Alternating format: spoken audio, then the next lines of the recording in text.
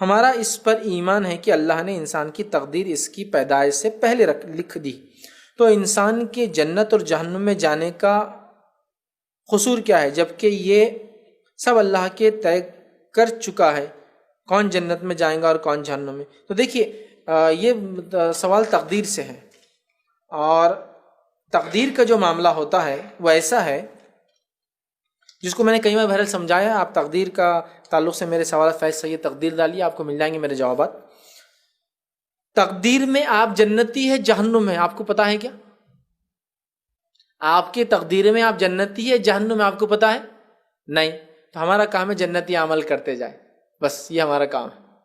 سمجھے آپ بات کو؟ تقدیر چھپی ہوئی چیز ہے، تو اگر میں جنتیوں لکھا ہوا ہے، میں جہنمیوں لکھا ہوا ہے، تو مجھ سے تو چھپا ہوا ہے نا. مجھے کھلا قرآن کیا حکم دے رہا؟ اچھے کام کرو تو جنت میں جاؤں گے، تو میں کھلے قرآن پہ عمل کرتا جاؤں گا. چھپی چیز کا مجھے علم نہیں، وہ اللہ جانتا ہے.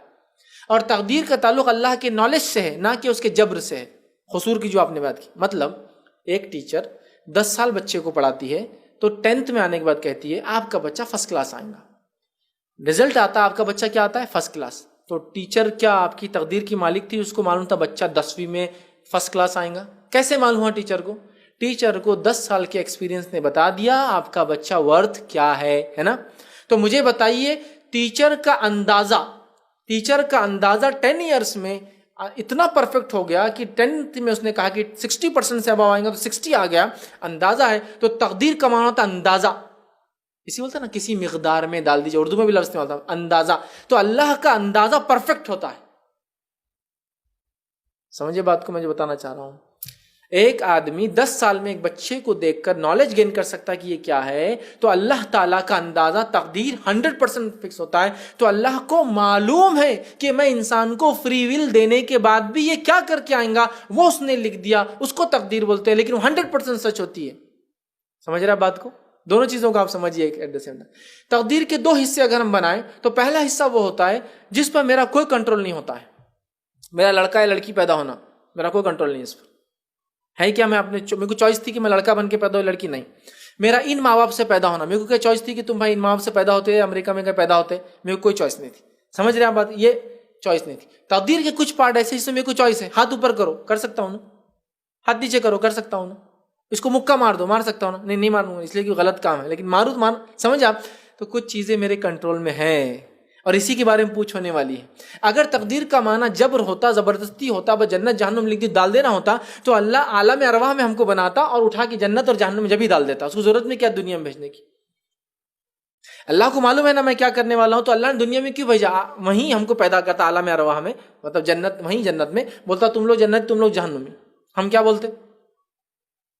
جنتی بولتا اللہ میرے ساتھ تو اچھا ہی ہو جو بھی ہو. جہنمی بولتا اللہ میں یہاں کیوں آیا؟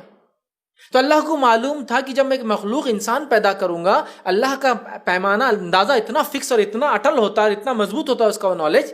سمجھ رہے آپ کہ اس کو پتا تھا کہ انسانوں کو دنیا میں بھیج کر کھلی چھوٹ دینے کے بعد بھی یہ کفر کر کے آئیں گے اس لیے جہنم میں ڈالوں گا، یہ ایمان پر چل کے آئیں گے اس لیے جنت میں ڈالوں گا. وہ اس نے لکھ دیا. تو تقدیر میں میرے کیا ہے؟ جنت جہنم وہ چھپا ہوا ہے. کھلی قرآن کیا بولتی ہے؟ نماز پڑھو، زکوٰۃ دو، حج کرو، اچھائی کا حکم دو، برائی سے وہ کرو. ہمارا مسئلہ مسلمانوں کا یہ جو چھپا ہے اس کے پیچھے پڑے رہتے ہیں، اور جو کھلا ہے اس کو چھوڑ دیتے ہیں. چھپا کیا ہے؟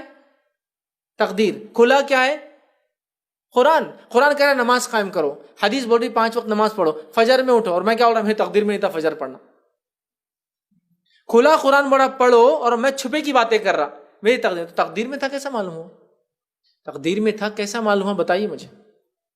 سمجھے آپ؟ تو اللہ کو پتا ہے میرے اس بندے کو یہ چھوٹ دینے کے بعد بھی وہ یہ کر کے آئیں گا. چونکہ اللہ کو پتا ہے کہ میرے بندے کو چھوٹ دینے میں یہ کر کے آئیں گا، اس نے وہ چیز لکھ دی. آپ سمجھ رہے؟ تو تقدیر کا تعلق اللہ کے علم سے، نہ کہ زور سے. اگر زبردستی سے ہوتا کہ بھائی کچھ بھی کرو، جنت میں جانا جنت میں جاؤں گا، جہنم میں، تو اللہ کو نہ نبی بھیجنے کی ضرورت تھی، پھر نہ کتاب بھیجنے کی. جس کو جانا تھا خود چلے جاتا تھا. کیوں نبی بھیجا؟ کیوں کتابیں بھیجی؟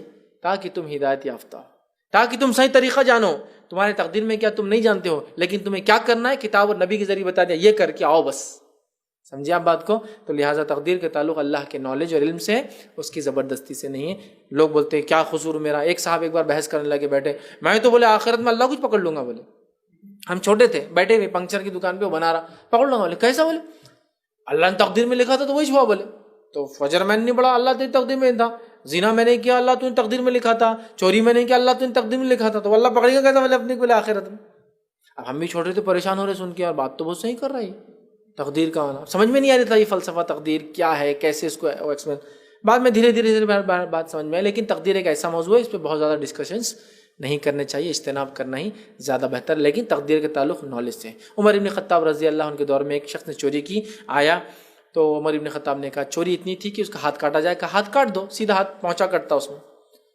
تو کہا امیر المومنین میری تقدیر میں تھا، میری تقدیر میں تھا چوری کرنا، اس لیے میں نے کی. اس نے آپ نے کہا ہاتھ کاٹ دو.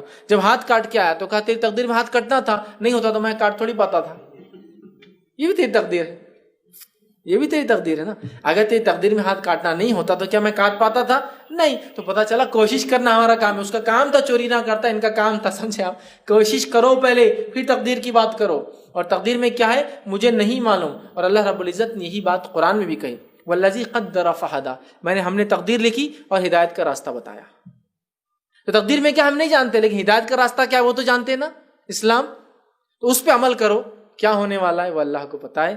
لیکن کیا کرنا ہے، جو کھلا ہے اس پہ عمل کرو، جو چھپا ہے اس کو جانے دو، جو ہونا ہے ہو جائیں گا. لیکن بڑی افسوس کی بات ہے ہم جو چھپا ہے اس کے چکر میں پڑے رہتے، جو کھلا ہے اس کو چھوڑ دیتے ہیں. سمجھ رہا؟ چوری مت کرو، کھلا ہے، قرآن کہہ رہا، تقدیر میں ہوں گا یار اس لیے میں کرنے جا رہا ہوں.